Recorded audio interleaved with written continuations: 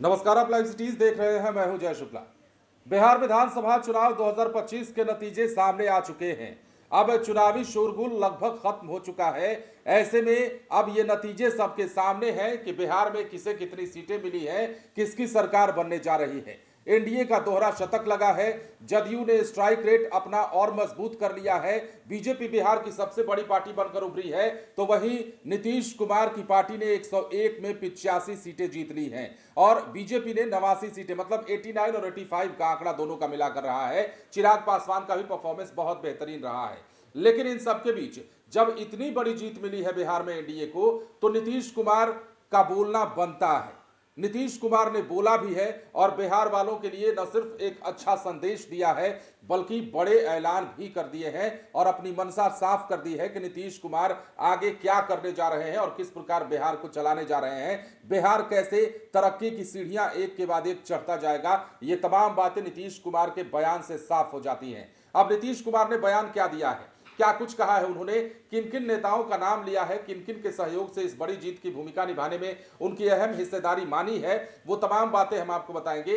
उसके लिए आपको नीतीश कुमार का सोशल मीडिया पोस्ट देखना होगा। अब देखिए, ये सोशल मीडिया पोस्ट कई घंटे पहले का है, कल देर शाम का ही है, लेकिन इसमें कई महत्वपूर्ण बातें हैं जो आपको जाननी चाहिए। नीतीश कुमार ने क्या कहा है? नीतीश कुमार ने कहा है कि बिहार विधानसभा चुनाव 2025 में राज्यवासियों ने हमें भारी बहुमत देकर हमारी सरकार के प्रति विश्वास जताया है। इसके लिए राज्य के सभी सम्मानित मतदाताओं को मेरा नमन, हृदय से आभार और धन्यवाद। आदरणीय प्रधानमंत्री श्री नरेंद्र मोदी जी को उनसे मिले सहयोग के लिए उनका नमन करते हुए हृदय से आभार और धन्यवाद। एनडीए गठबंधन ने इस चुनाव में पूरी एकजुटता दिखाते हुए भारी बहुमत हासिल किया है। इस भारी जीत के लिए एनडीए गठबंधन के सभी साथियों श्री चिराग पासवान जी, श्री जीतन राम मांझी जी और श्री उपेंद्र कुशवाहा जी को भी धन्यवाद और आभार नीतीश कुमार ने दिया है। इसके आगे नीतीश कुमार लिखते हैं कि आप सबके सहयोग से बिहार और आगे बढ़ेगा। इतना ही नहीं, बिहार देश के सबसे ज्यादा विकसित राज्यों की श्रेणी में शामिल होगा। नीतीश कुमार ने बड़ी बात कही है और कहा है कि बिहार देश के सबसे विकसित राज्यों में की श्रेणी में शामिल होगा। मतलब अब बिहार के दिन बहुरने वाले हैं। नीतीश कुमार ने वैसे भी काम तो देखिए किया ही है। ये चाहे उनके समर्थक हो चाहे विरोधी हो, ये सभी लोग मानते हैं कि 2005 के बाद बिहार का जो रूपरेखा है, बिहार की जो रूपरेखा है, वो बदली तो जरूर है। चाहे इंफ्रास्ट्रक्चर के मामले हो, चाहे सड़कों का मामला हो, चाहे स्कूल पठन पाठन शिक्षा व्यवस्था या फिर मेडिकल की सुविधा हो, अन्य तमाम चीजें, पुलिसिंग सिस्टम हो, इन तमाम चीजों को दुरुस्त किया गया है।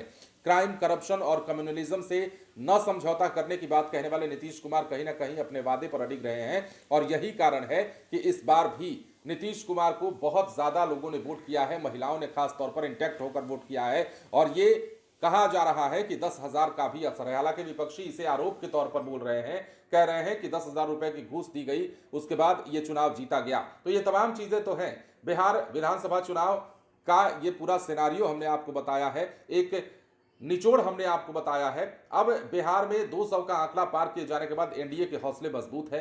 नीतीश कुमार ने अपने कामों को लेकर पहले से ही ये साफ तस्वीर कर दी है कि आने वाले समय में वो क्या करने वाले हैं और क्या होने जा रहा है बिहार में। अब रही बात विपक्ष की, तो विपक्ष अब क्या कहता है? तेजस्वी यादव जब सामने आते हैं तो वो क्या कहते हैं कि इस जीत के पीछे जिम्मेदारी किसकी ली जाती है या किसको दी जाती है, ये देखना होगा।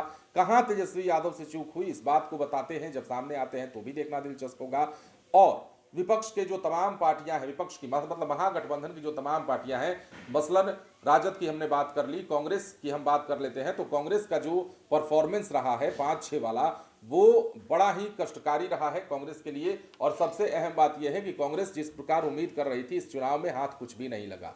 मतलब कांग्रेस ने जो सीटें अपने खाते में ली थी, उन सीटों का मिलना भी कांग्रेस के लिए बंटाधार साबित हुआ और ये स्थिति बिहार में आ बनी। लेकिन अब नीतीश कुमार की बातों को गौर कीजिएगा। नीतीश कुमार ने बड़ी बात कही है और ये तक कहा है कि बिहार अब विकसित राज्यों की श्रेणी में शामिल होगा। बने रहें लाइव सिटीज के साथ। धन्यवाद।